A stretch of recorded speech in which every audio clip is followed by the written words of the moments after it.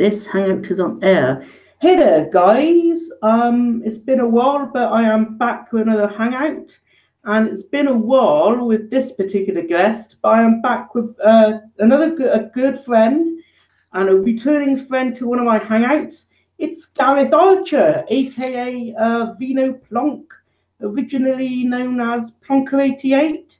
And so Gareth, how are you? Finally. I'm not too bad.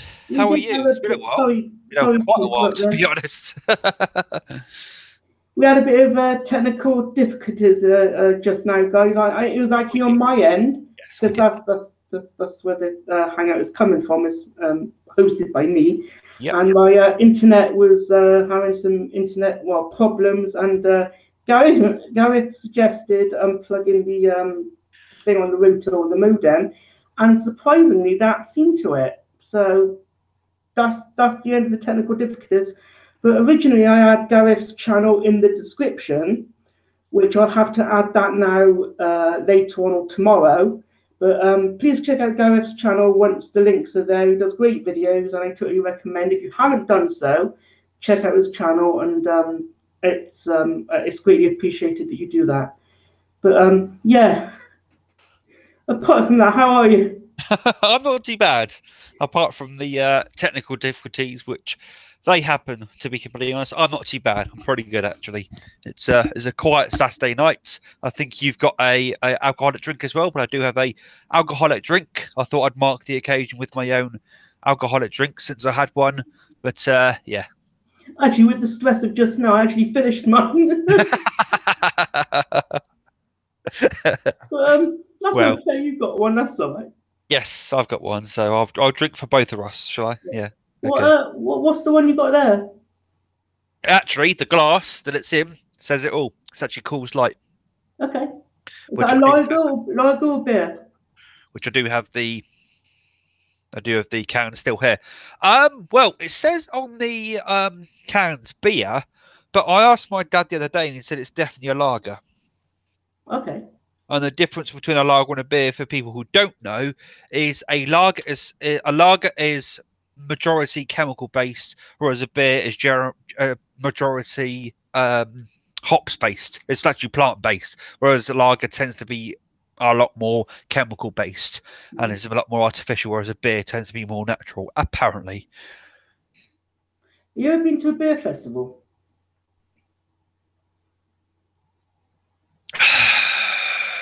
Not here in the UK. I know that they have Oktoberfests each year, which they do have. They do celebrate that here in where I live, Portsmouth. They do. And there's another one that people go to. There's one in France that I know a few people that I know go to each year. That's literally, if you take the Channel Tunnel across, it's literally the first stop off from the Channel Tunnel. So a lot of people do that because the Channel Tunnel, that train's not that expensive. It's about 40, I think about 40 quid for the train, which isn't too bad to France. And then you go to the beer festival. But I haven't been one to here, but I did go on the Tall Ships race in 2005. And there was a beer festival there. I probably shouldn't admit to drinking during that time because I was actually technically underage, but I don't think the Belgians cared that much. How old were you? 17. Well, I say that because I went to a beer festival. This is about my third year, I think. What's that? This is my third year going to a beer festival. Yes. Where is it you go?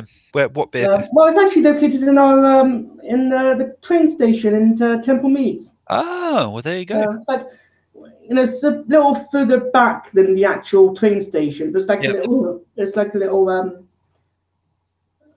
like a part of the train station that's like cornered off, like there's abandoned for just like like functions or dues or whatever. So it's done there, and yes, it was good fun. This is my third year, but my brother-in-law's dad, works there.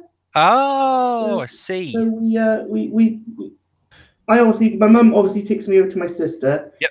And she looks after the kids while I'm off with my brother-in-law and my sister because they drive it there. And of course, they leave the car there overnight and they pick up the following day because they're drinking. So we get the taxi back, back to my sister's house, and then I get back here with my mum. Yep, no worries. But yeah, because drinking, driving. So someone on the YouTube side of things, because I got that up as well, has commented, Zach Baby TV has said, who's this guy? If you're referring to me, my name is Gareth Archer. I've been on YouTube for 11 years now, 10, 11 years, actively uploading for that amount of time. In fact, next year, this year even, I'll have actively uploading for 10 years. I've been on YouTube ever since Google took over from YouTube. If you don't know when that was, it's 2006.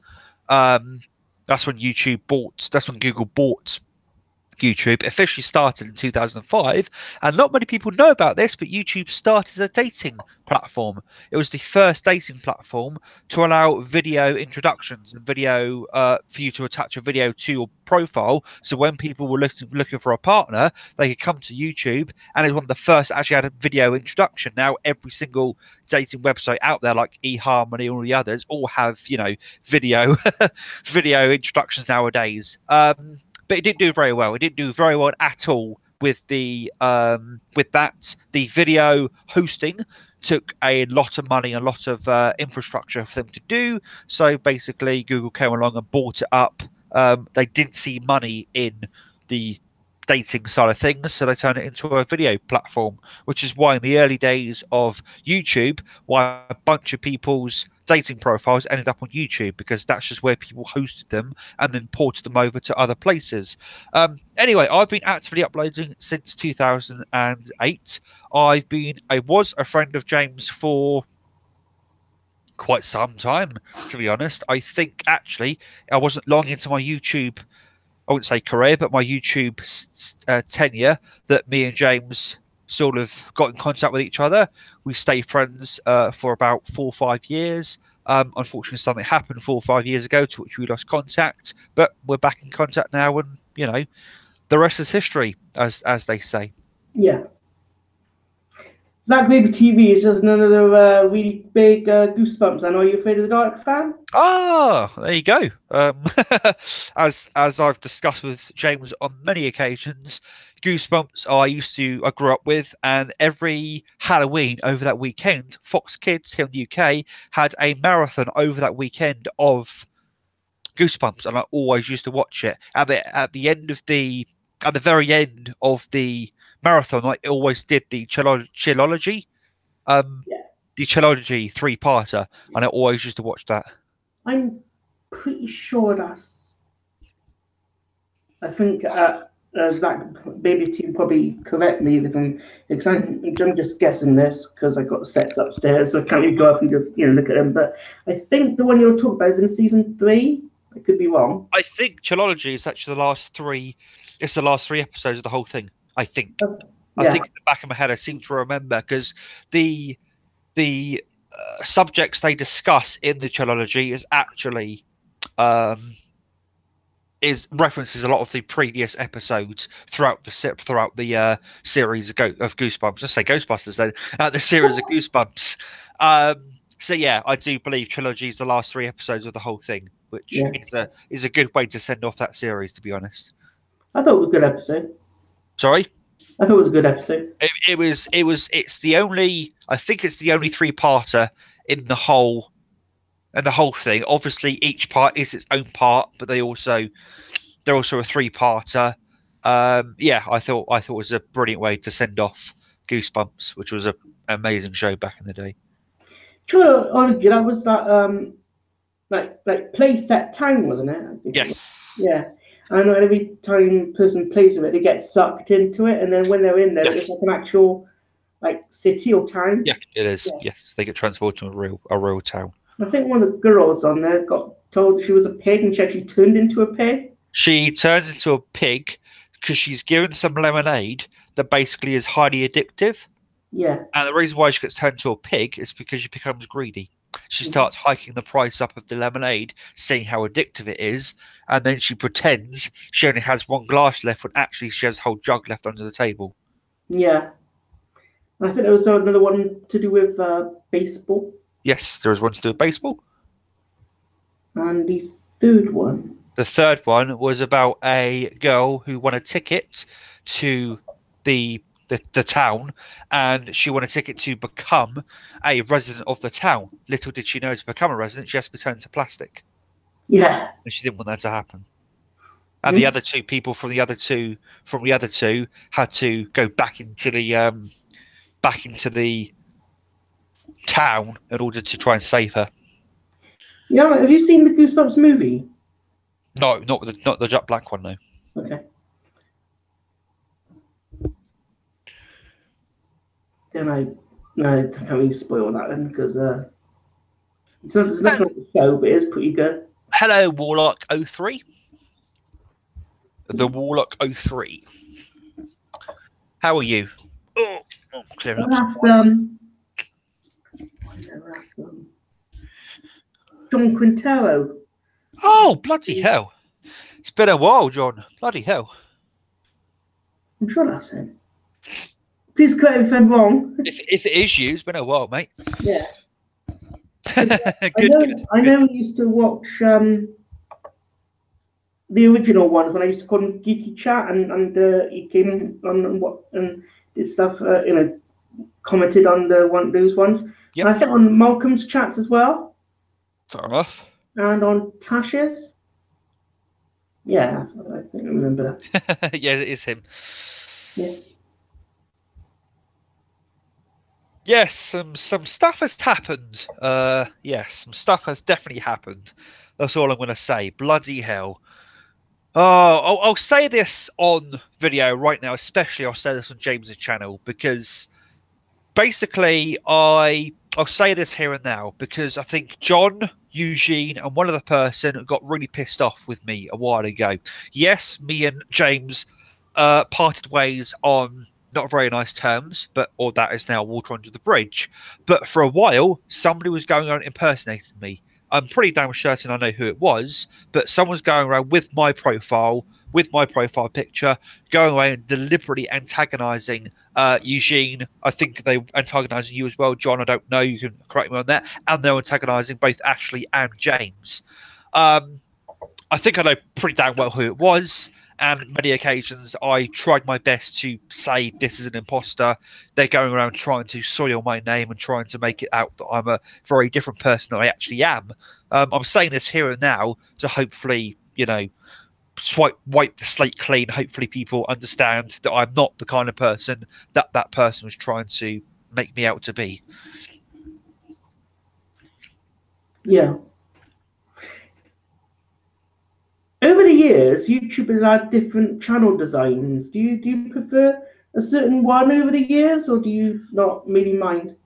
Right. So actually, if you go on a website called, if you go to a website called the Wayback Machine, you can actually go to previous iterations of websites, and you can go there and you can actually type in YouTube, or you got to type in the whole URL, and you can actually go back to what it looked like previously. Now, the websites don't work properly because they're actually archived. They're not actually live websites. But it's very interesting sometimes to go back and look at YouTube when it first started and how it's evolved over the years. And all I'll say, people keep saying nowadays, especially if if you've got a mind for design, people often say nowadays YouTube has a lot of wasted space. Go back. All I'll say to those people is go back. Go to Wayback Machine. Go back, I would say, to 2010, maybe a bit earlier on YouTube. And you'll soon discover how crap, and I don't say that word lightly, how crap YouTube looked back then. As in, it was... I'm trying to use words to explain it properly. Obviously, people can use the website, the Wayback Machine, to do it, but it looked horrible. It really did look horrible, and they just had stuff all over the place, scattered and all over the place that looked horrible. It looked like a clip art website, if you know what I mean.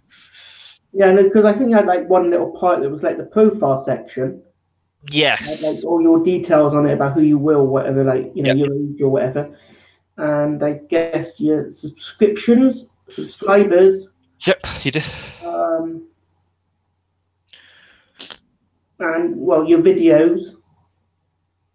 But yeah, it was all like what you said, just scattered about. I mean, nowadays everything on YouTube is hidden behind menus, like your channel list and your subscriptions buttons are all hidden behind menus. Your channel itself is hidden behind a menu. Most people don't like this because when that first came in, your niece is on here, by the way, James. Hmm? Yes, she's saying hello. I think she wants to say hello back. Oh. Hello, Jess. Yeah, when it first happened, people really didn't like the fact that it was hidden behind menus because they didn't know where things were. Because back in the day, everything was, front and center. Everyone was like there. You could click on things. You could go wherever you wanted to go. But nowadays, it's like behind the menu. And when it first came out, people were like, "Oh, where's all my stuff gone?" But I think nowadays people have sort of settled down a little bit. But with a lot of things, yes. Yeah, YouTube back. John's just said the YouTube back then barely had any categories or much else back then. You're right. There wasn't. I remember, although I don't know where to find it nowadays. I used to remember if you went to the homepage of YouTube, you could actually click on the various categories like entertainment, people and blogs, science. You could actually pick on the various categories. Nowadays, I can't see where those categories now are. I mean, if you go to the advanced settings on your YouTube when you upload a video, obviously you can select where category it goes into. But I don't know how much of a difference that makes nowadays, to be completely honest with you. I think nowadays it's just all tags. If you make sure your video is tagged properly, then it should be found by the people that want to see it. Mm-hmm. So do you prefer how it is now, like the layout? Or? As I was going to say before John commented, is people are often averse to change. They don't like change. So when it happens, people are like, but how can I put this? When you obviously people who don't know, I'm a major technology nerd anyway. When you in the world of technology, it's all about change. Technology is always moving forward, no matter what. And I don't mean to be rude to people, but often when it comes to YouTube, people their only interaction with technology is YouTube because the vast amount of people stay on the same operating system for years past when the new one is out. They most average people don't update their phone for years on end, whereas I update my phone every 2 years or less than that sometimes. Most people don't upgrade their technology every couple of years, whereas YouTube goes through iterations every few years, and it does piss off people. I mean, how big YouTube is, and how many people subscribe to it and upload videos to it, all that kind of stuff. People do get frustrated with it. I personally don't mind when it changes, and if in the long run it gets a lot better. But I can see where people come from where they don't like the changes. What do you think, James?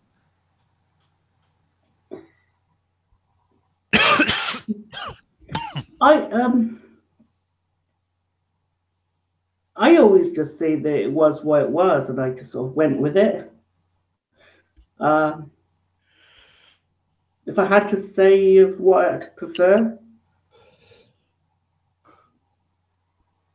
I guess now with what it is now with the menus, and you can just go to what you want to go to. So yeah, I prefer that style over the original with it all scattered around the page. Yeah. But yeah. Do you have any plans for any videos for the coming week or? I have a video that I've been trying to record for 3 days now. I've done probably 10 takes of it at this point in time. I just can't seem to get a flow going for that video in order to make it what I would consider watchable. I recorded one take yesterday and it went completely off the wall, to be completely honest, and I didn't like it. I do need to do an update at some point just to fill people in on what's been going on. I mean, for those who don't know, maybe some people here may watch my channel.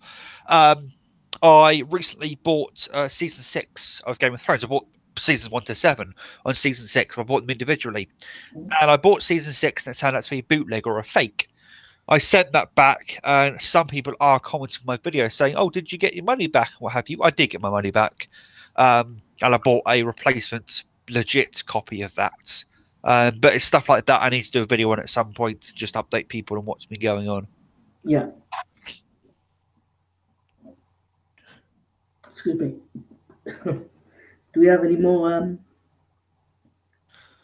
There are so many videos that when you search for things, a lot of crappy videos that has nothing to do with the search inquiry. Hey, Last Avenger, pop up on your results. Yeah, that's a definite major thing. That's a definite thing, John, that I noticed. What was I searching the other day? That's it. I suppose I'll reveal a little bit here. I've recently, someone on eBay has put a DSLR camera on lay-by for me. I'm going to pay him when I get paid in a couple of weeks' time. It's very nice of him to do that. And, you know, we've come to an arrangement. But when I was searching cameras the other day, I was searching for the particular camera that I'm going to buy. I'm not going to say what it is on here because I want to be it's a surprise, and B, you know, I've had people in the past try and take away items that I've bought from other people anyway.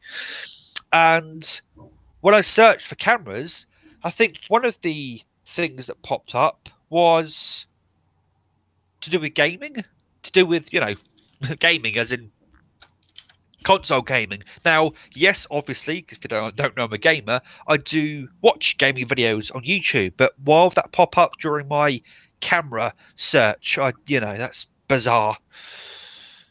Do you ever find that, James, that sometimes when you search someone on YouTube that it comes up with different results than what should appear? Yeah. Yeah. Especially when you're trying to look for a certain video or a particular thing. Yes, I mean, I don't so much nowadays, and as I've been trying to discuss in the video that I've been trying to record and upload over the last few days, and you know it's not going well at all.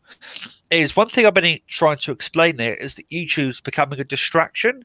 To me, at the moment, YouTube isn't a form of entertainment; it's just a distraction at the moment. And the reason why I think that is because I used to use YouTube as a research platform, if you will. I used to use it as ways of researching or, you know, learning about new things. Nowadays, I just watch it because I'm not doing anything else or don't want to do anything else, should I say. So,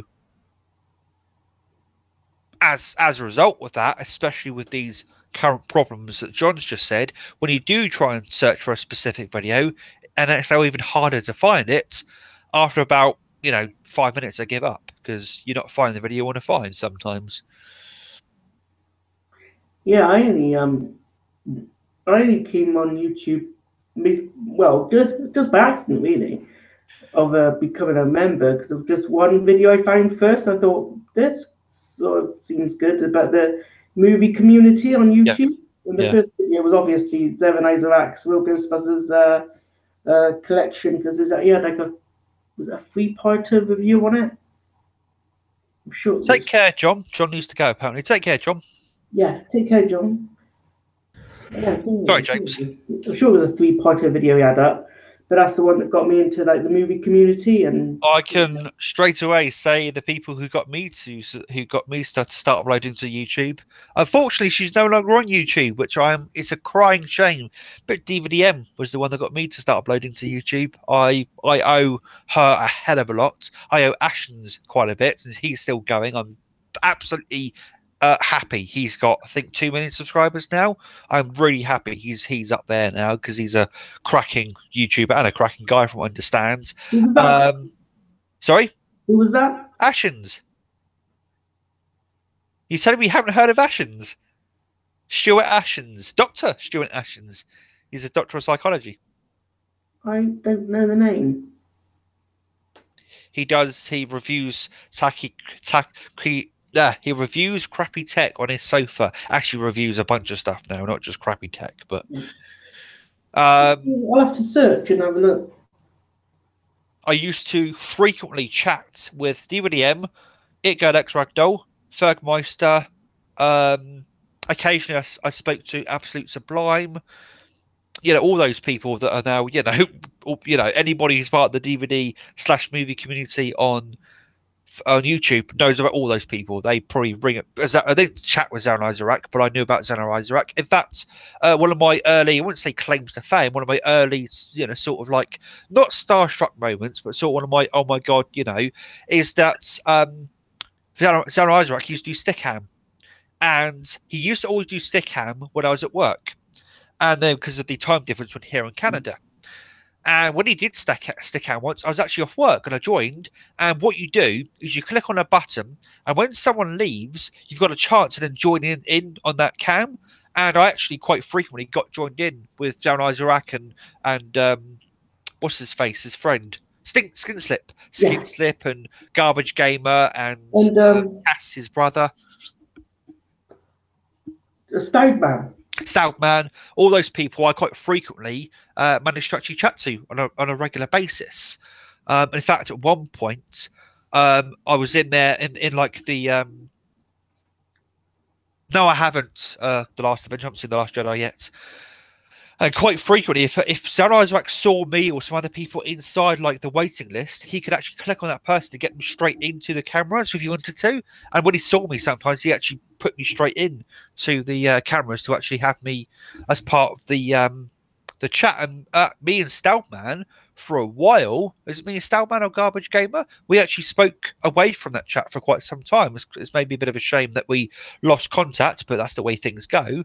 But we actually spoke quite a bit. Our feelings on the Dead Space series were maybe a bit different, but apart from that, we got on very well.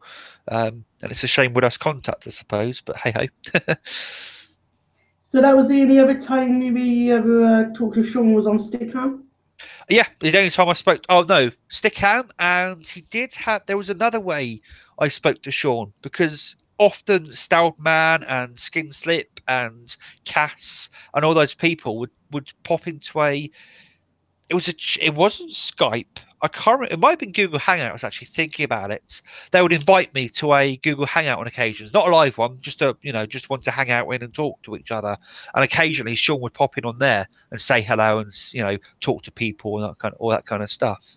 Yeah, because they still he does still do the Saturday Night Insanity, but it's not on the Google Hangouts anymore. Well, I think he uses part of it, but he uses it on some sort of.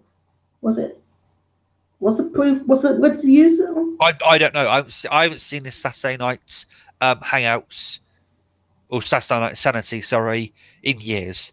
I watched the first two, and nothing against Zaran Isaac or Sean and all those people. I just couldn't watch it for the 2-3 hours that it was going on for because with all due respect, it's 5 different people each with different internet connections, and it can be sometimes a bit hard to watch the archive of it because it's like a 3-hour long thing, and so I stopped watching after the first couple, to be honest. Did you see the latest Skinslip video that he's going to be trying to give up YouTube in it, partly or just a bit? I'm not surprised, to be honest, because I won't go into details, but Skinslip does have a few problems. He has had a few problems over the years, and I wouldn't be surprised if he's maybe focusing on other things other than YouTube right now. Yeah. You remember a YouTuber by the name of Mizpol? Yes. Because he had certain problems that he actually went away as well. Yes, I was actually in contact with Miss Pole, and when Miss Pole left, and I was frequently in touch with Galax Ragdoll fan. She actually said I said to her at one point, I was like, "Yeah, where's Miss Pole gone?" And she sort of said she knew why he went, but didn't really want to tell me why he went, but it was for personal reasons. Yeah. But, I mean, there's a lot of memorable people that used to be around that, like, are still part of the memory in that because they were what we watched when we I guess started out on here in that. Miss Pole had great collection of steelbooks. Miss his videos, yeah. I'm trying to think. I don't think I have watched Miss Pole. I remember him because he had the Dead Alive. Dead Alive, was that the thing that the one where the woman's opening up her mouth? Yeah. Thing inside. He had that. He had that profile picture, didn't he? I saw him commenting on other people's channels quite often, but I can't remember watching any of his videos, which is a bit of a shame because I got inspired by his hide boxes. Yeah, I'm not surprised, to be honest. releases and the was Austrian releases as well. Oh, the other person that I had the odd contact with them, but they were an interesting person. Was Mad Puppet Death? Yeah, I do reckon I remember that name. She, yeah, she was interesting. I'm saying nothing. Okay. There's a reason she was called Mad Puppet Death because her favorite franchise is the Puppet Master. Mm-hmm. And all I'll say is, you say anything bad about Puppet Master, and she didn't exactly like it, shall we say? But you know, that's fair enough, I suppose. Mm-hmm. I think of some other people.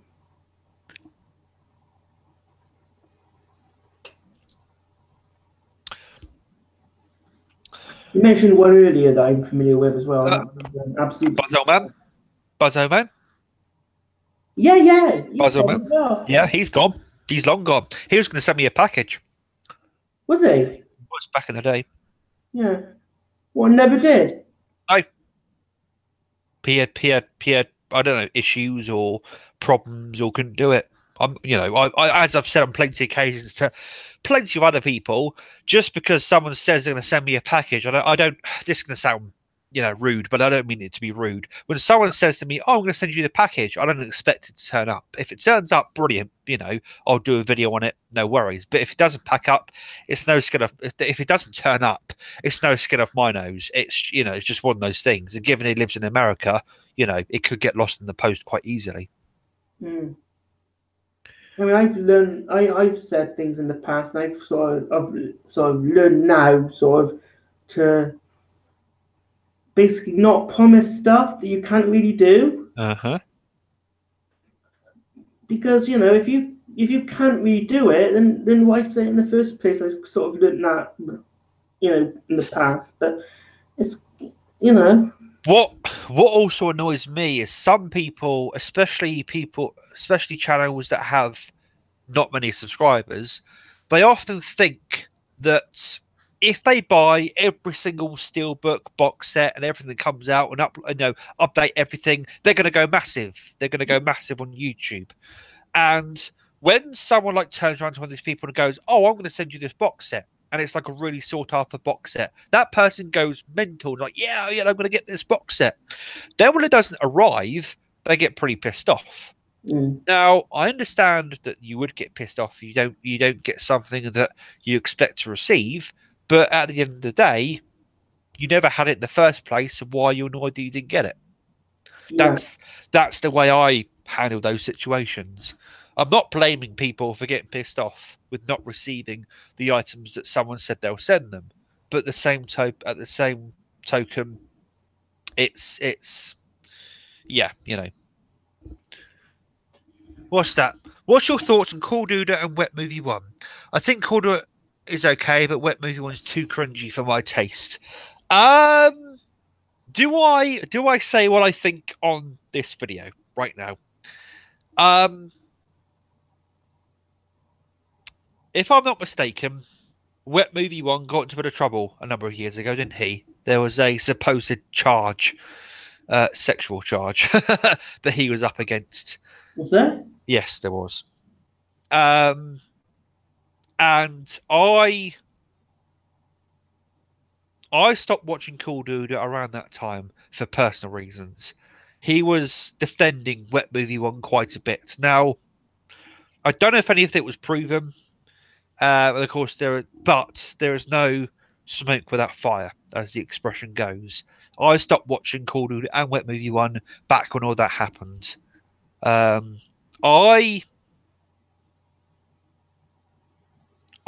didn't like the way Cool Dude, Sean, his name is also a Sean.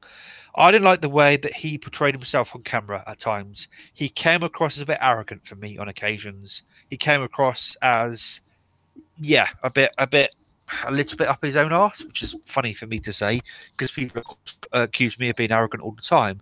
but I didn't like the way he came across on camera, and also he was very out of breath on camera. People have told me since he shedded the weight, he's a lot better now. He can actually, talk fast without having to go breathe all the time.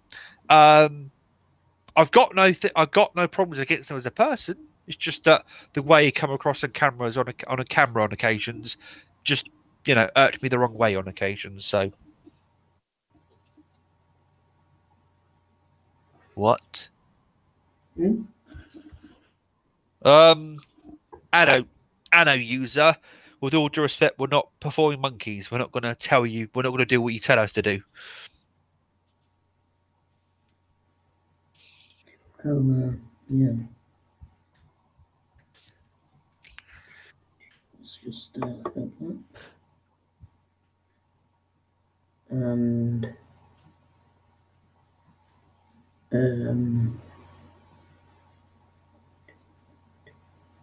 remove.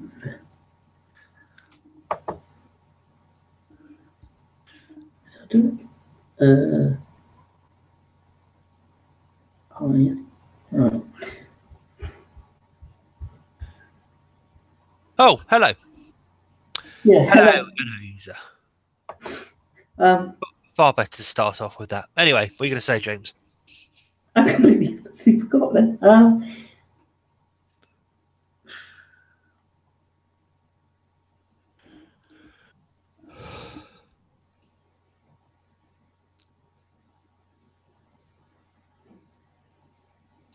I've just subscribed to both John and Zach Bailey TV. So there you go. They've got some more subscribers.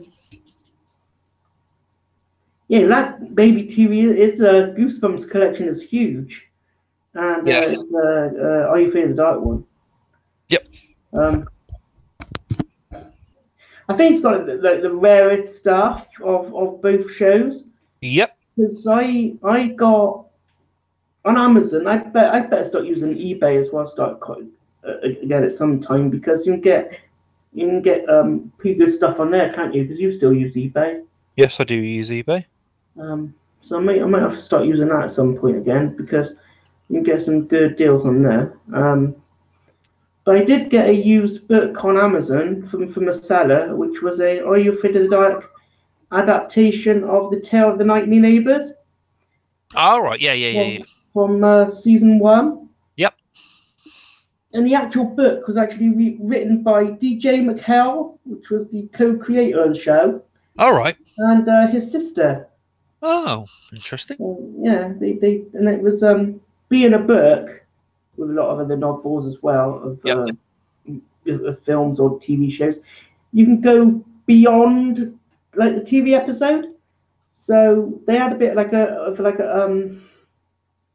I wouldn't say shock ending. I'd say maybe a twist ending. Can you block Anno user, please, James? Yeah.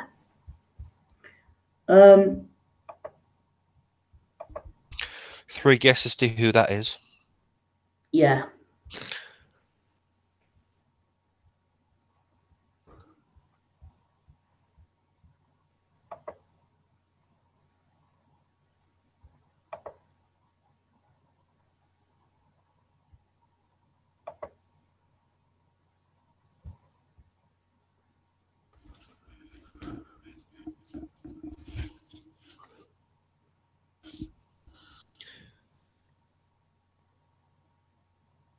Put user in timeline, that's it.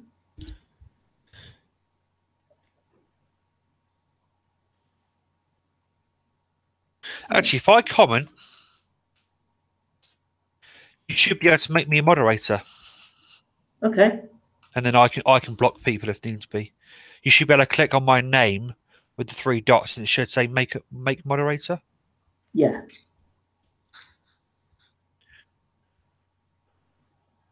You're a moderator, aren't you, on somebody else's? I'm a moderator on Betamaps Woodhawkers chat. The bottom one. Yes. Add moderator. Gareth Archer is now a moderator for your channel. Sweet. Is that just like become a latest thing, or we've always been able to do that on Hangouts? I don't know. For Hangouts, I think it's actually quite a recent thing. Yeah. Where was I before that? Talking about 90 Neighbours and there's a twist ending. Do you remember the episode? Sorry, I never watched 90 Neighbours. Okay. But yeah, it was like a twist ending, but like you can with books, you can go beyond that. Yeah. And so I like finding out what happened after that ending of the episodes. It was good to find out in book form what happened, and the story wise, it was much better. Yeah. But I guess being being the show, being I guess at the length of time it had to be. Yeah. It had to be what it was, but it was good to find out what would have happened, in the story. So. Yeah, there were a series of books. I can't remember what they were called. I think it was The Haunting Hour. And one of those books was called Locker 13, and it was by R.O. Stein that I read. And it was it was an older themed books than Goosebumps, and it was written by R.O. Stein. And Locker 13 is actually a very good book. The twist ending is a bit of a cliche, but apart from that, the book itself was actually pretty damn good. And I do want to at some point seek out more of those. I think it was A Haunting Hour. There's a series of books he did that were like, you could tell that they're heavily based upon Goosebumps, but the age they're aimed at is a bit higher than Goosebumps. Do you know that there was a Haunting Hour TV show? Yes, I know. And people keep telling me to watch it because I think I'll enjoy it, because it's a lot like Goosebumps, but it's more mature apparently. Well, I didn't think so. Well, some people have told me that. Whether that's their opinion, it sits, So, do you enjoy the Goosebumps books? Speaking on the R.L. Stein subject? Yes, in fact, I've got a series of those books somewhere. They're in storage somewhere. I got my cousin, when he was clearing out his bedroom ages and ages ago, gave me a big old stack of Goosebumps books, plus for Christmases and birthdays. I've got some books here and there. I remember getting Monster Blood 4 for one birthday or Christmas. It was a yellow book. I took that into school and got in trouble for it because the head teacher thought I was reading a horror book, despite the fact that at that school we had Dracula on the bookshelf. Okay. We had Bram Stoker's Dracula on the bookshelf. So why she thought that Goosebumps was inappropriate, I don't know. But that was funny. Monster Blood 4 as well. I only thought it only went up to 3. It's only in book form. Okay. There's a lot of them that are only in book form. That's a shame. I would have liked to seen some of those, like ones they didn't. They were blue. They weren't green. They were blue, and they looked like little slugs. They're like little slugs that walked around all over the place. Yeah. Mark of the Six. Hello, Mark of the Six. 5 stars, I think he's saying. Mark of the Six. 5 stars. I didn't say. Does that mean to say that this is a cool chat and you're enjoying it? If it does, thank you. We'll find out. If you're saying it's a 5-star chat, then thank you very much. Luke not joining the chat this eves. No, he's not. Who's Callie? I know exactly who Callie is. Okay.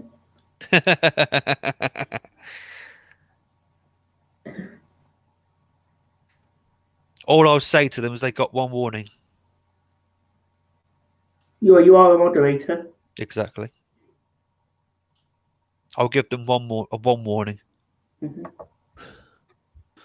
So that means that if you're sorry. I know. Well, I'll remove them. Bye. Right, carry on. I know exactly who they were. Anyway, carry on. I was saying, so if we did another one of these again sometime, you yes. still remain as a moderator? A moderator, yes, I do. Okay, that's good. So, what other types of chats are you part of that you're a moderator of as well? I'm not part. Well, I'm part of.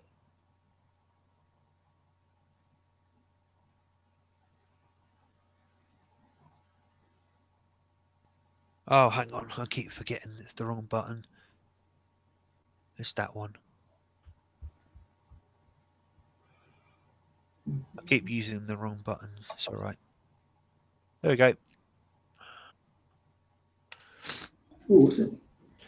Last Avenger says, so James, you excited about your trip to New York? Before we go any further, I will warn people that, as James has pointed out, I'm a moderator on Woodhawker's Beat 'em Ups channel, and actually considered not quite a good moderator. So, as James has just pointed out, I'm actually pretty good at moderating. So, if people think they can try and get one over on me, try again. To be completely honest, if you're going to come in here and try and cause some shit, you're going to be removed straight away. If you're causing a little bit of shit, there's a timeout button. If I know who I think you are, you'll be timed out instantly, like Kelly King was just removed completely because I know exactly what you're trying to do. Just warning you. But so, James, I'm excited about. There we go. Last Adventure has asked you. So, James, you're excited about your New York? Definitely.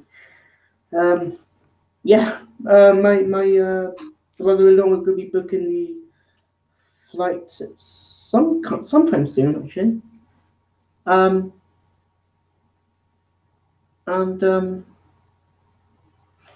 it's going to be 3 whole days. Well, 5 days altogether. So you're traveling to get there, and you have the final day to travel back. There's 3 whole days in New York, so it'll be a decent list of locations. I had to add one extra because Washington Square Arch wasn't added on the typed in bit, and that, if you don't know, from the second movie is there's a montage at the end, but at the very end, and there's like a big monstrous ghost coming through the arch. Remember it? Yes, I remember. Yes, I do. That's Washington Square Arch. Everybody knows what Statue of Liberty is. Why? What's that?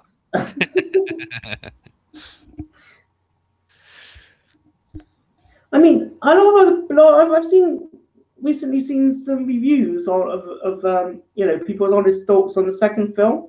Yeah. Do I agree with what they say? Kind of, but I do really want to say that I do, because I like the second film more than I do the first.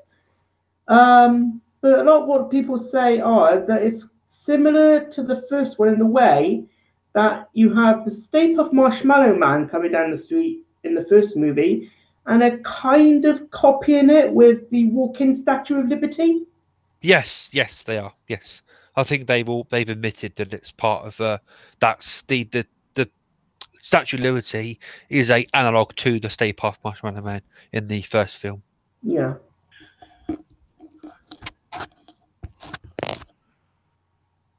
Four views. I think it's been 4 views for quite a while. Mm-hmm. Yeah, what's your plans for tomorrow? Anything good or? I haven't got any specific plans at this moment in time. We'll see where things go tomorrow. I might film a video that I've got planned on here. Might get that done. Yeah. Yeah, no, honestly, I would have known about that rotor earlier. If I didn't do that and I didn't think of that myself, I would have kept on having problems.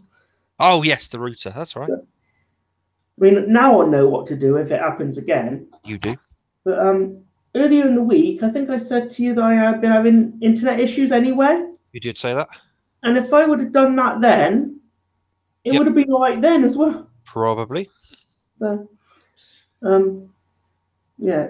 What could it have, if it wasn't for that, if it wasn't that, just saying sake here, what else could it have been if it wasn't that? You could have been throttled.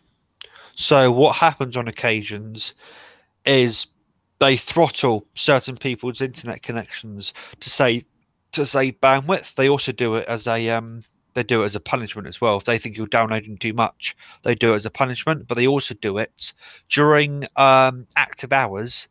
They will throttle certain people's internet down a bit in order to make way for other people, so to speak, or to make way for everyone on the network at the same time. It could have been that.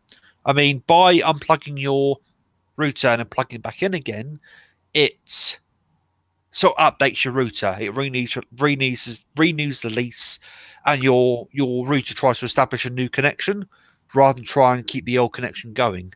So that's why it works more often than not. Yeah, because when I did plug it back in, the old back of it flickered. Like Yes. it went blue for a little while, Yep, and it went, yeah. Yeah, it resets the router basically. And it finds a new lease and it finds a new connection, and off from there it goes. So, and obviously your router holds on to a lot of the information, and by unplugging and plugging in again, it can sometimes expunge some of that information so it can work a bit better.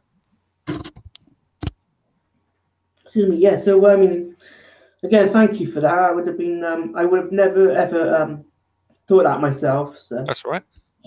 yeah. And I know now if it's that, in future again, but yeah. So I got one video planned. Oh yeah, just in case my got one unboxing here to do, but I'm waiting on something else to come first. So that came yesterday afternoon. I'm waiting for a DVD set first to come. Actually, I'll say this a minute now as well because we're on here together. I originally was going to do a unpackaging called what's it called? The Busters of Horror update. That's what it was going to be originally. Then I was talking to Gareth on Titan, just by typing, and he suggested a better title. So it was then Masters of Ghostbusting. So I thought I'll use that title, and that is what the title of one of my upcoming video will be, because bit of a hint to what's going to be contained within that video. Yeah. So yeah, but yeah, so that's to come. Yep.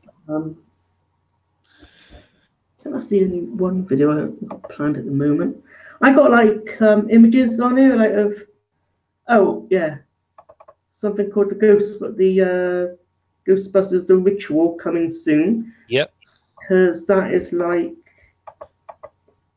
I guess about maybe like a little review segment. Yep. So basically, I'll probably watch the first, second film or third film on an evening, and maybe talk about it briefly on the next day. So that might be a little thing for the channel, just because I announced of what I was going to do, so I thought I might do a little something for the channel. Yep. Have you thought about seeing the third film? I thought about it, but not done it yet. Nope, not yet. Okay.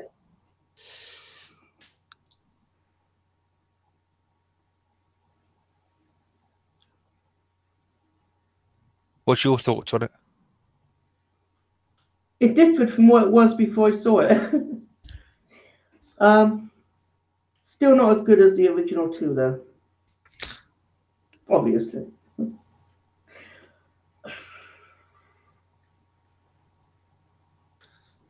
I mean, I like the cameos. There could have been more of them in that. But obviously Harold Ramis is died, and the only part that he played in it was just, well, because you haven't seen the film, and if you do, I don't want to say much, but there was like either an image or something. Yeah. The camera sort of passes it, and it's just there of him in the background somewhere. You know what I mean? No worries. So that's that. So that's sort of his part in it, even though he wasn't actually in the movie. Bill Murray is in it like a doctor, like a doctor that actually gets thrown out of the window from a group. Right. Okay. That's okay. He could have more screen time. Dan Aykroyd. Oh man, just a taxi driver, cabbie driver. Yep. Kristen Wiig's character just comes up wanting to get a taxi to go somewhere. He comes up in his car saying, "Not, I do think he wants passengers." And as he goes off, all he says is just, "I ain't afraid of no ghosts." But they were okay cameos, but they weren't the best, I mean, to me, because I just watched Horror Fanatic 88 video the other day of the new Hellraiser film, and there was a cameo in that of someone who used to be in the previous Hellraiser films, or was it Jigsaw? It doesn't really matter.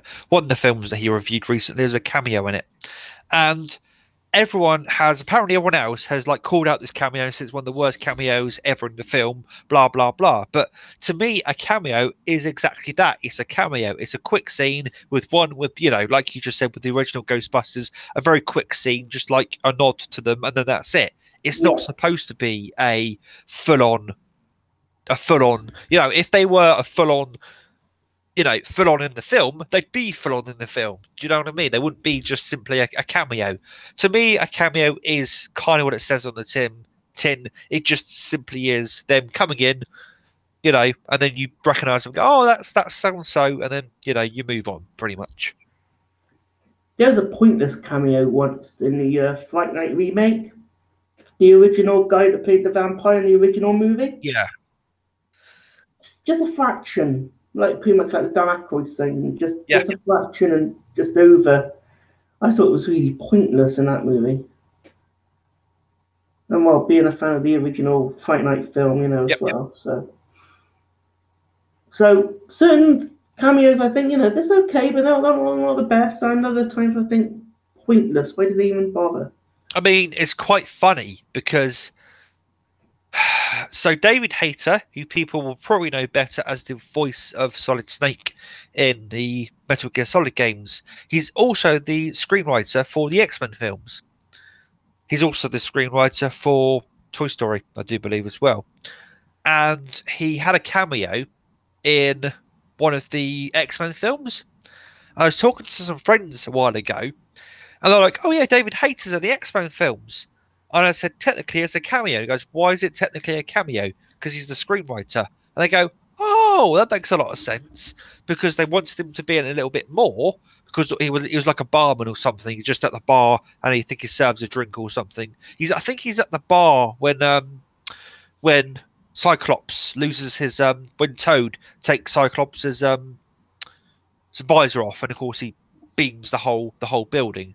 If you know that scene, I think David Hayter is one of the bar staff or one of the waiters in that area. I mean stuff like that. There are a lot of people over the years, producers or directors that have had cameos in their films over the years, and that's fine for the most part.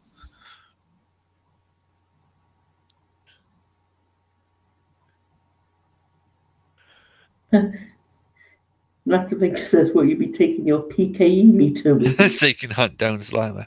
Maybe. What, use it in the New York Public Library like they did in the movie? Perhaps. What's this? What do you guys think of all this snow? There's not a lot at the moment. It's due to snow a lot heavily later, apparently. A lot more. Yeah, it snowed here quite like a bit today, but it's not. It wasn't bad, it wasn't like pitching or anything like that. What's it like there? Has it been snowed quite a bit today, or? It snowed a little bit while I was out grabbing my takeaway earlier. It snowed. Yeah. It was flurrying, I suppose the expression. It's due to get a lot heavier later, apparently, a lot heavier, because tonight is due to be 0 degrees. So perfect weather for snowing, to be honest. And we've got rain in there's rain in the clouds anyway, because it's been raining the last couple of days. So if it's cold enough, that will turn into snow. I remember when you sent me a little video on Skype of the snow when you was on your way to work one night. Yes, I sent you a video. Yeah. Yes, I did. Yeah,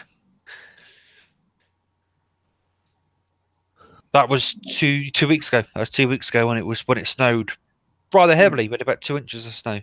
Mm-hmm. And my mum said that it's has it been the coldest year in a long time? It has. It's been one of the coldest years for a long, long time. Yeah. It's bad here, and Matt Mills are freezing. Sorry, who's this? Hi.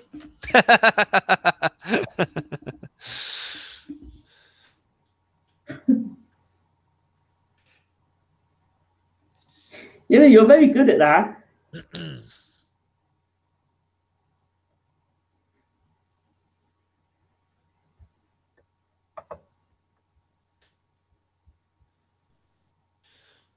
And you'll probably know more, like you know more of what they say or what they're like than I do. Uh-huh. Unless they say something that's kind of Obvious.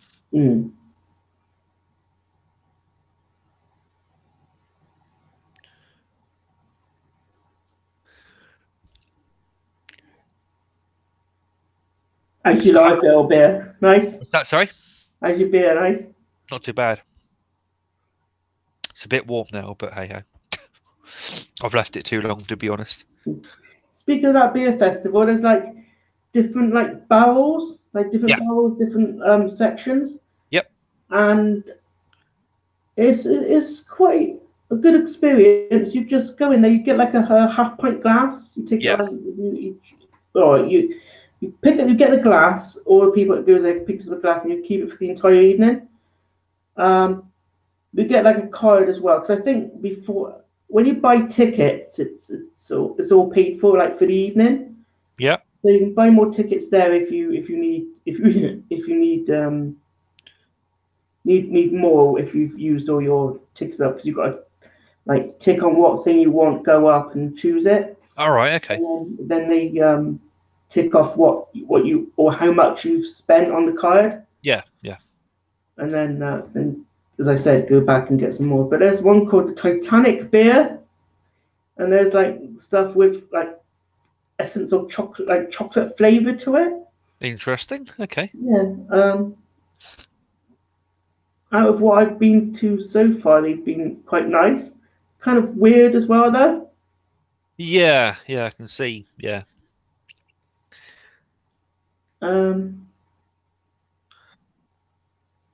It's like all like different beers from different parts of the UK. I think different countries as well. What's that? Oh yeah, there will be. There'll be different beers from different countries, different parts of the UK. Yeah. So I'm looking forward to that. What's kind of funny is as well, like my mum told me this earlier, that that's going to be on the 24th of Saturday next week, and my actual trip next month is going to be on the 24th. Oh yes. Interesting. There you go. Kind of strange. Uh-huh. Mark of the Six has asked, like any Western movies. I don't watch many Western movies personally, so I can't comment on that one. Nor can I. If you mean vampire Western movies, I've got like one.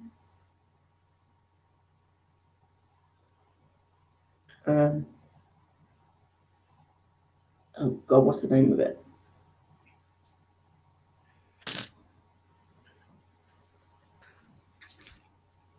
It's an American import because it was in this country. Oh God.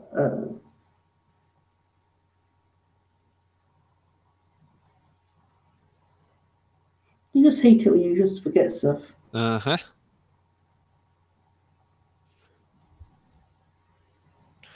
I'm trying to think if I've seen any Westerns. I don't think I have. I haven't seen any Clint Eastwood films. I haven't seen like The Magnificent Seven, Django Unchained. Some people would probably refer to as a Western movie. Haven't seen that. No. I've seen Wild Wild West, but I'm not sure I consider that a Western movie. Wouldn't you? Probably not. It's more of a sci-fi movie. I've seen Deadwood, the series. I suppose that's the closest to a western that I've personally, the closest thing to a western I've seen. The only closest thing to actual western I've ever seen was a sci-fi movie, and it's the third Back to the Future film. That's a western. Yeah. Actually, you've just reminded me. Yeah, I'd call that a western. Mm-hmm. Yeah, the Back to the Future films. I think they're pretty good. What's that? Do you like the Back to the Future films? I think they're pretty good. Yes, I do. You can't go wrong with the Back to the Future films. Mm-hmm. Robert Zemeckis and Steven Spielberg at their best. Yeah. What about Teen Wolf? I thought that was good. I never watched Teen Wolf. Didn't you? Nope. I haven't seen Teen Wolf. In fact, a colleague at work was quite shocked to find out I'd seen Teen Wolf because it was one of his favourite shows back in the day. Or TV series or what have you, or movies or what have you. Yeah, I haven't seen Teen Wolf personally. The movie is a great classic film, Michael J. Fox, but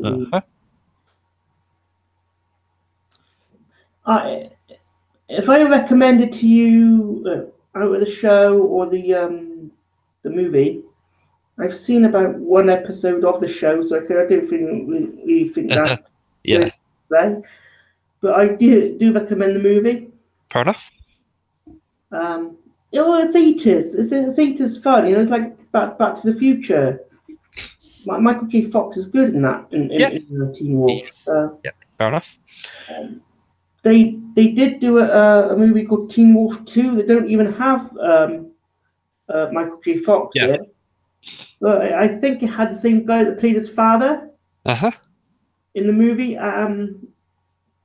But the guy that the father was with in the second film as a kid, this maybe his nephew or something. Yeah.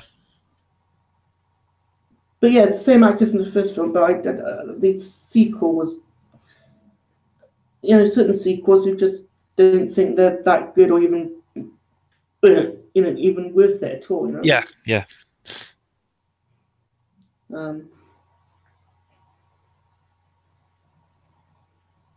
Do you have movies or seen movies that you think that they've just completely ruined stuff and maybe sequels or third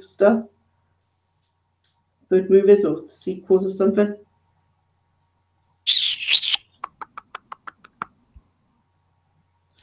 I haven't personally seen it, but a lot of people say the fifth Die Hard film is absolute trollop, which is A Live Free and Die Hard, which people say is the worst, which is one of the worst action films ever made. Some people don't like the third Die Hard film, but I don't think it's that bad. The fourth Die Hard film is incredible. So, trying to think.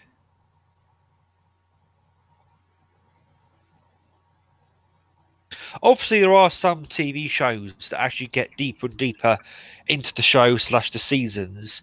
They do tend to lose their way sometimes.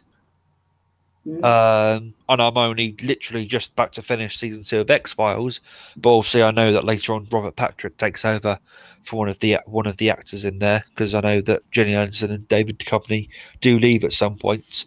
So it'll be interesting when I get around to seeing that when they leave that. And there's a TV show I'm trying to think of that I used to watch, in which the main actor left halfway through, and it wasn't the same after they left. It just wasn't the same. I don't think it would have been X-Files because Robert Patrick was good in that. No, it wasn't the same. I didn't say it wasn't bad. I said it wasn't the same. Yeah, what's weird about that? They even asked him to come back to do the series 10, the event series from last year or the year before, and he didn't even really want to come back to do that. Well, a colleague at work asked me if I was going to watch season 10 of the X-Files when it came on, and I said I haven't seen the last nine seasons, and he said you don't really need to, because they do kind of give you a brief, like wrap up of what's been going on, what went on between Mulder and Scully and that kind of stuff. But one thing he did say to me is, for some people, maybe better you don't watch the original X-Files, because the fact that Mulder and Scully are in the two most recent series doesn't make a lot of sense. Apparently, it shouldn't make a lot of sense. Now, I haven't yet been spoiled as to the reason why, but he simply said to me, all he said to me is, when you do get round to seeing seasons 10, 11, is take it with a massive pinch of salt, because it's a reboot that kind of doesn't consider the other 9 seasons, because I don't think it's going to go beyond season 11. I don't think they're going to do any more. It's on season 11 now. Beyond season 11, you mean? Yeah. Because, I mean, I don't think that Gillian Anderson, I've read on an interview that she don't even want to do any more after 11. Well, both David Duchovny and Gillian Anderson basically said they would do one season as a reunion thing, and then that's all they signed up to. And then when you told me, like, how many weeks ago there was another season, I thought, okay, I didn't know there was going to be another season. I thought that 10th season was going to be that, and that'd be it. You know, that was it. The 6 episode, season, and then that was it. They were going to put X-Files to bed, so to speak. But now there's the 11th season. I'm thinking, okay, then. And as I said, with a colleague at work telling me that, some things happened to Mulder and Scully before season 10 that makes their appearance in season 10 not make sense, leads me to believe that. Yeah, because there was a cliffhanger at the very end of season 10.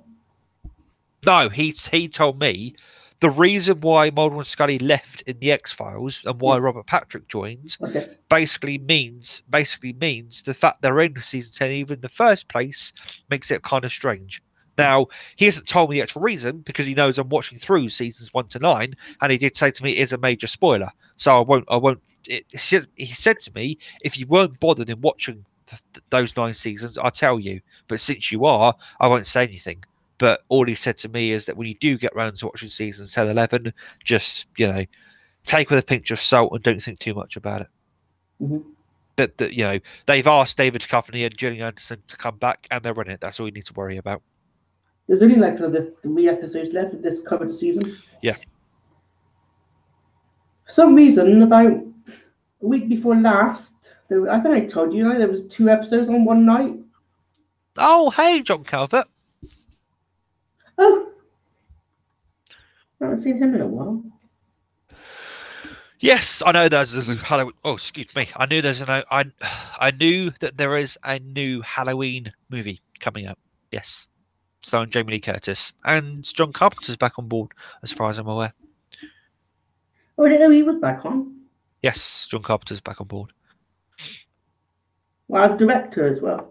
I don't think he's director. He's a producer, but he's heavily involved. That'd be interesting to see how it ties in with the original ones, because wasn't Laurie Strode supposed to be killed? They're basically to carry on from the second film. Okay. They're not considering the rest of them. So from 3 onwards, they're not considering, although 3 wasn't a Halloween film.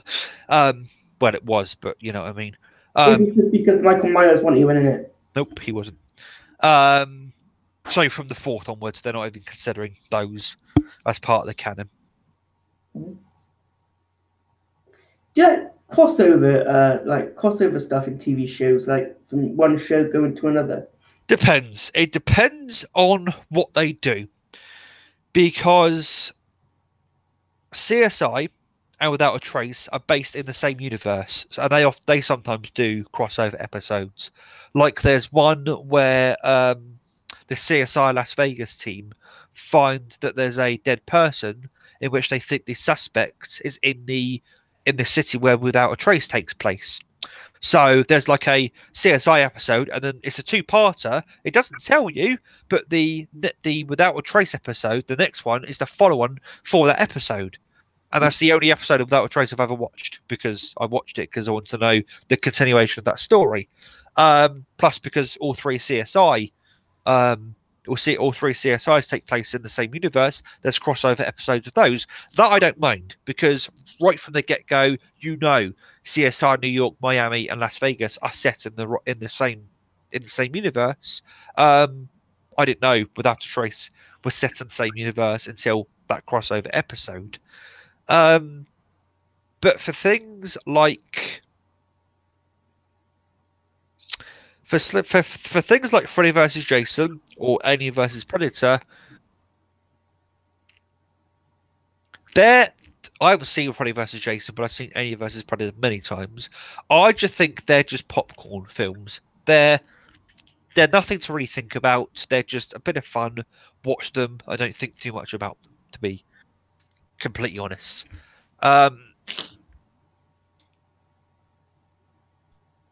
Much like when you said earlier about the whole cameo stuff, I think it's interesting from that point of view to go, oh, you know, that person and that person.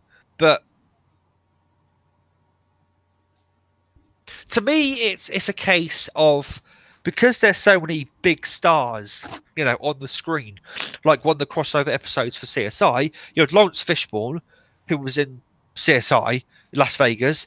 You had Gary Sensei of CSI New York, and you've got, what's his name? Oh, Dave, is it David Kane? Whatever his name is, who's in Miami, and all three of them are like on the screen at the time. Now, those three people are big characters, you know what I mean? As they're big actors as well, and it's a bit like there's almost like too much star quality on the camera at one time, and that to me detracts from the whole feel of it. Is when there's too many people on screen at the same time. How about the Buffy crossovers? I was just about to say about Buffy. When Angel got David Boreanaz got his own show, and of course, occasionally Buffy would turn up in Angel, or vice versa, or Willow would turn up in Angel. I thought the best one of that was when Spike follows Oz to take the ring there for the you know, the Walking in Daylight one. And of course, Spike turns up in the 5th season of Angel becomes a main character. The problem with it is the core character of Buffy and Angel is Buffy and Angel, but as you go along, the other, like, you know, Xander, Oz, Willow, I've forgotten the other people, you know, all the other background characters then become major characters.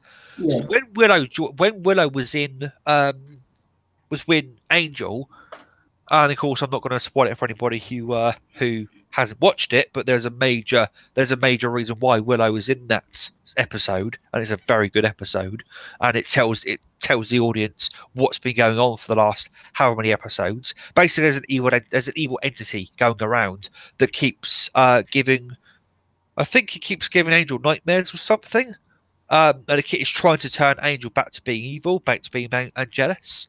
And we don't know who this evil entity is. All I'll say, it turns out they're possessing one of the major characters. I won't say who it is. James knows whose it is, but they're possessing one of the major characters, and you don't know that until that episode.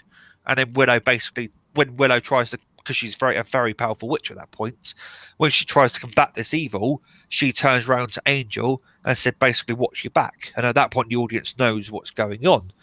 But what I was going to say is Alison Hannigan, who of course plays Willow at that point, or plays Willow anyway, is a far more stronger actress than she is in Buffy. And I thought she played Dark Willow pretty well in season 6. Well, that's the whole point, because that episode takes place after the events of Dark Willow, so she's a lot more confident. She's a hell of a lot more confident. She's not the squirrely, you know, shy Willow that we know anymore. She's a very confident, very powerful witch, and you see that in the episode. You know, she takes no prisoners, basically. And for me, that was a detraction. But then I haven't seen past season 4 of Buffy, so I haven't seen Dark Willow. I haven't seen, you know, what goes on between her and Anya and stuff like that. And is it Anya? Is that her partner? You mean Tara, didn't you? Tara, sorry. What goes on between her and Tara, and, you know, what causes her to become Dark Willow in the first place? To me, you know, going from, you know, shy, squirrely, not really confident Willow to seeing her and Angel going, bloody hell, she's changed a bit, was a bit strange. But, I suppose if you've watched Buffy, you know exactly what's going on and why.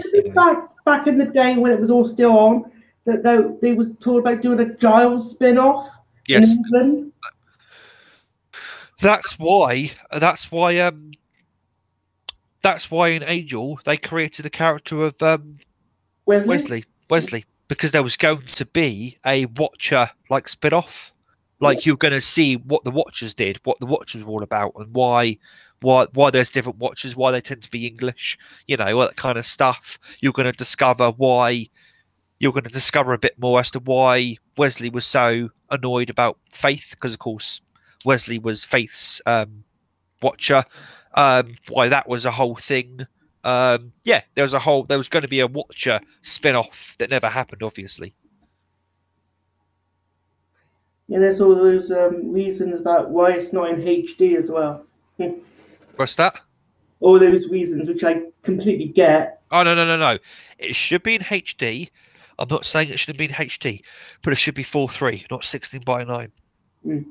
And certain scenes, it looks like they're in daylight when the vampires are out. Yep. And it also, you literally see boom mics off the side because the original show was shot in 4:3.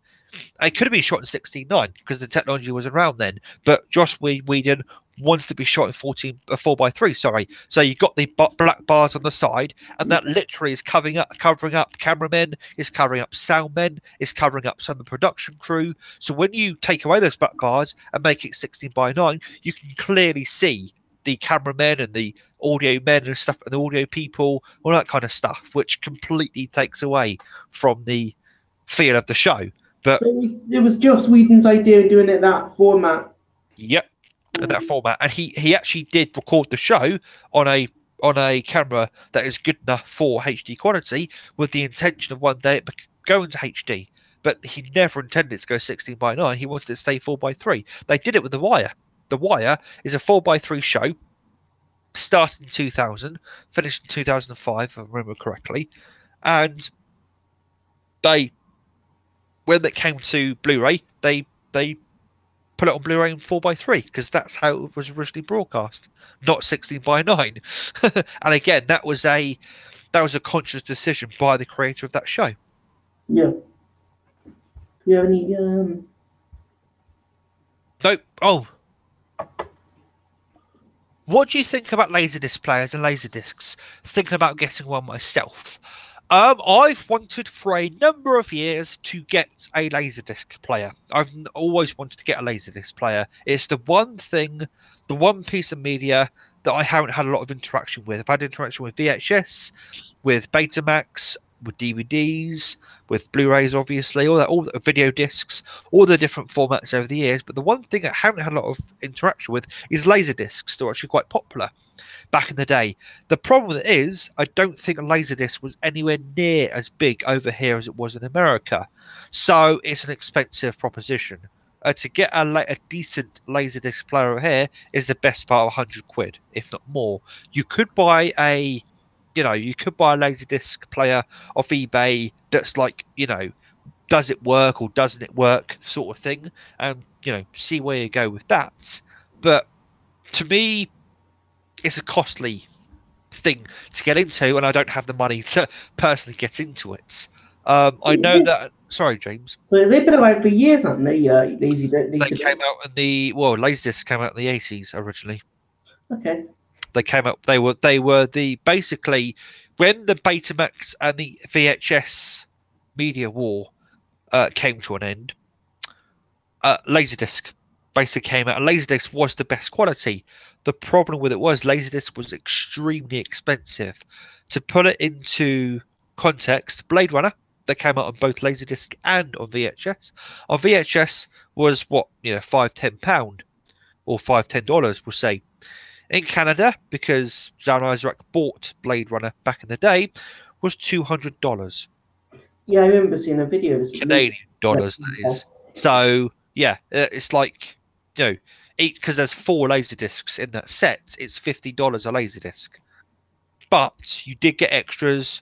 You were able to go through the through it scene by scene by stepping through it and stuff like that. In fact, when Sean's Laserdisc player died a few years back, he bought a new one. Not a new one, but he bought a replacement off eBay, which wasn't that expensive, but it was about $70, I think he said, to replace it. Whereas here in the UK, I mean, Betamax here in the UK is hard to get into. Again, it's expensive.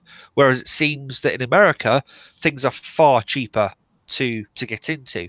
I mean, the fact that Sean got a Laserdisc player for 70 Canadian dollars is unheard of to get one for the equivalent value here in the UK, unless you're constantly looking on eBay and you find a good deal.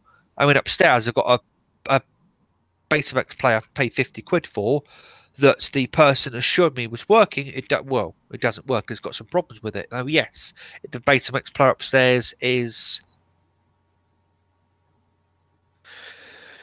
32 years. Hang on, it's almost 40 years old. I just realised.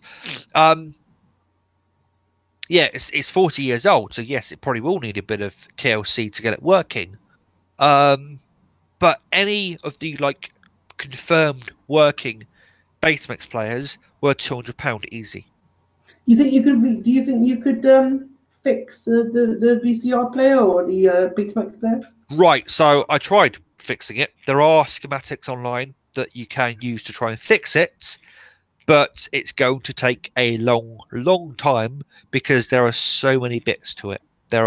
It's a very bit heavy thing to do. There are loads of little bits, little screws, little bits of metal you've got to move and take out of the way. The whole thing is completely you can disassemble the whole thing.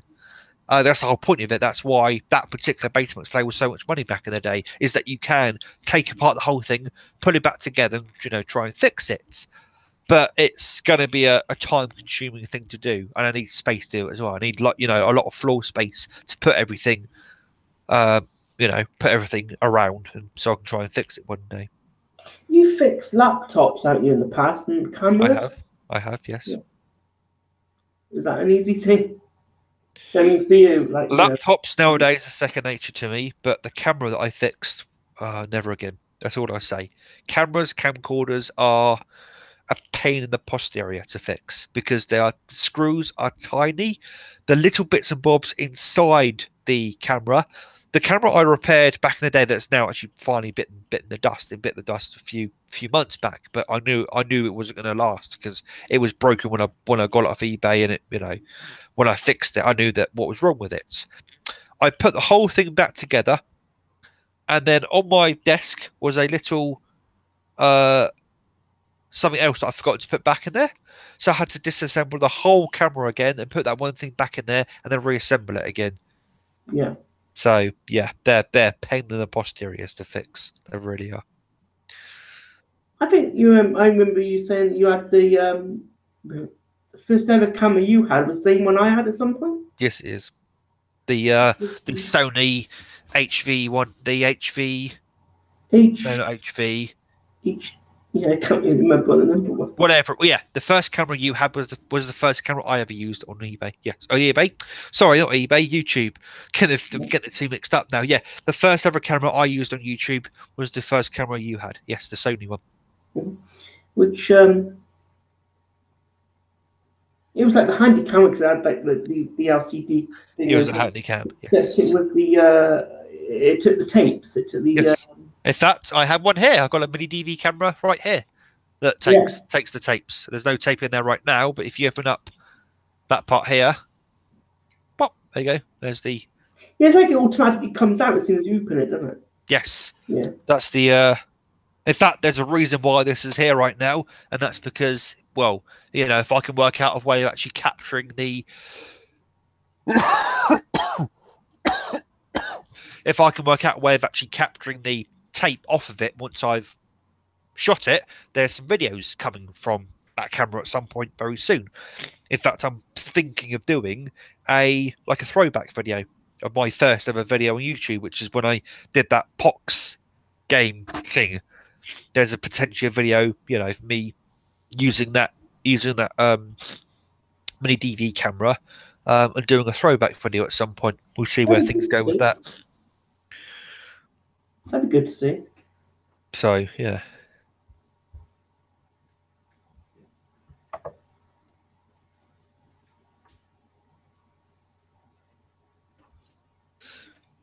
Laser disc. Wasn't the last question? Yeah, it was. Yes, John Calvert. We've got a lot of stuff on here.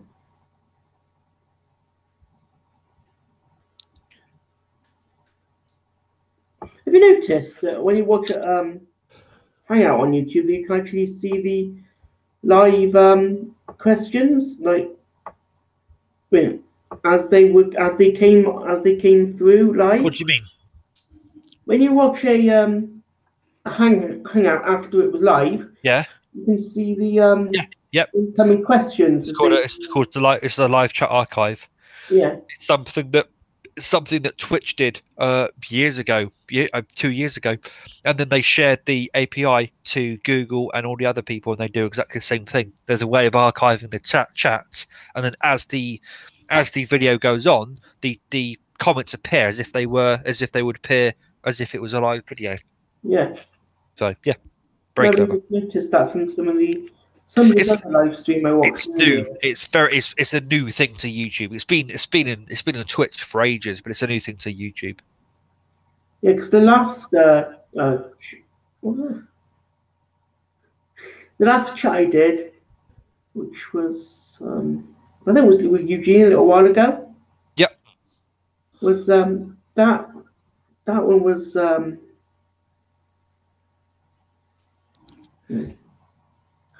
brain fire. Not only is it new to YouTube, but because Google are so good at archiving things and making it for posterity's sake, if you were to watch a video like a live stream for 2 years ago, it would still have the same feature in it. The comments would still appear. And of course, you think, hang on a minute, if they've only just implemented this feature, why is a video from 2 years ago or streamed from 2 years ago still able to, and that's because, of course, YouTube retroactively go back and make sure that video will work with the new changes they've made. Okay, so if I went back and watched that video now, it should work, but then sometimes, just to prove me wrong or prove anybody wrong, it sometimes doesn't work. So, if it works, then brilliant. If it doesn't work, I wouldn't worry too much about it. But no, that's just a thing I noticed later. From now on, it will work. But if you go back and watch some videos, it may or may not work, depending on a lot of things, to be honest. I recommend you to try watching Masters of Horror. Uh-huh. It is quite good. You're not the first person to say that to me. Am I not? Nope. Who else? Who else? My mum. Oh, really? Okay. She's liked it then. She's seen it. Sorry? You've seen it. It's well, anything Masters of Horror and the Hammer House of Horror, all those types of things were, of course, very big in the 60s and 70s, and all those types of things were always on telly. In fact, the Hammer House of Horror, although a lot of those films are 18 rated, a lot of them were on during the day back then, apparently, according to her. Right. They quite frequently showed one of the Christopher Lee ones during the day. Yeah. Despite them being technically 18s. I watch quite a lot of the Horror Channel at night sometimes. Uh-huh. Yep. On Freeview. Yeah. One of the films a lot of the films on there I actually got on DVD and Blu-ray. Yeah. Like Wolf Cop. Yes. That was a good one. But they had the season of The Wolf that was on I think it's still on Saturdays now, or maybe ended now, I don't know, but they had Wolf Cop on.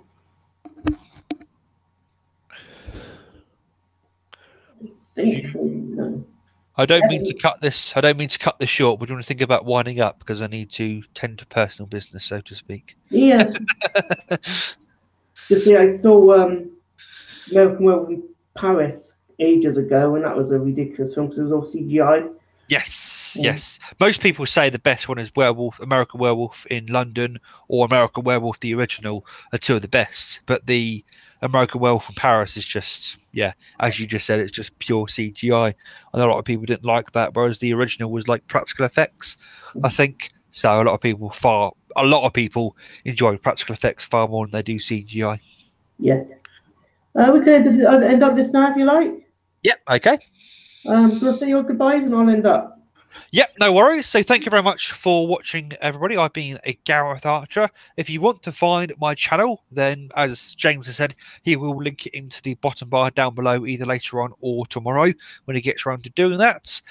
If you want to search me, I'm Gareth Archer on YouTube. I'm not hard to find, to be completely honest.